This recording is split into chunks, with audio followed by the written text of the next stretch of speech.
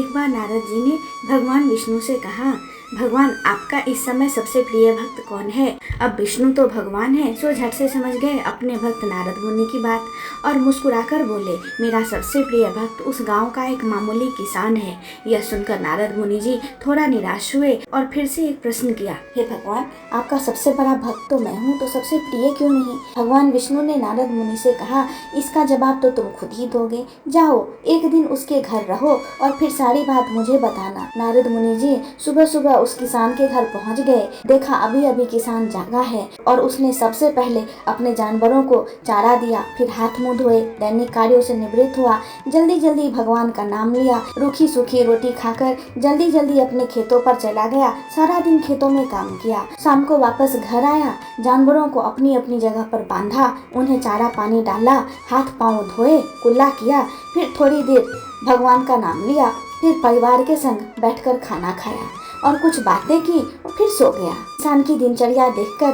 नारद मुनि जी भगवान के पास वापस आए और बोले, भगवान, मैं आज सारा दिन उस किसान के संग रहा, लेकिन वो तो ढंग से आपका नाम भी नहीं ले सकता।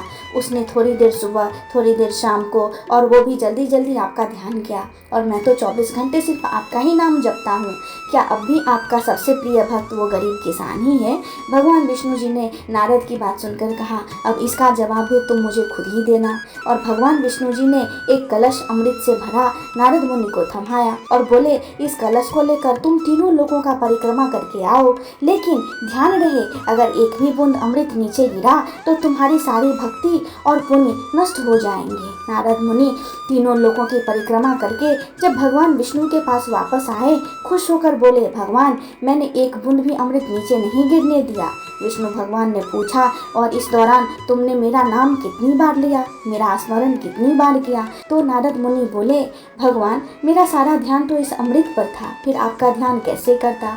भगवान विष्णु ने कहा, हे नारद, देखो उस किसान को वो अपना कर्म करते हुए नियमित रूप से मेरा स्मरण करता है, क्योंकि जो अपना कर्म करते हुए भी मेरा जाप करे वही मेरा सबसे प्रिय भक्त हुआ। खाली बैठे रहते हो और जप करते हो, और जब तुम्हें कुछ काम करने के लिए दिया तो सबसे पहले तुमने मेरा नाम लेना छोड़ दिया। इसके बाद नारद मुनि सब समझ गए और भगवान के चरण पकड़कर बोले, भगवान, आपने मेरा अहंकार तोड़ दिया, आप धन्य हैं। दोस्तों, इस कहानी से हमें यह सीख मिलती है कि हमें दूसरे के काम को कभी छोटा नहीं कहना चाहिए। दूसरा जो भी काम कर रहा है वो अपनी सामर्थ्य के हिसाब से कहीं बेहतर कर रहा है।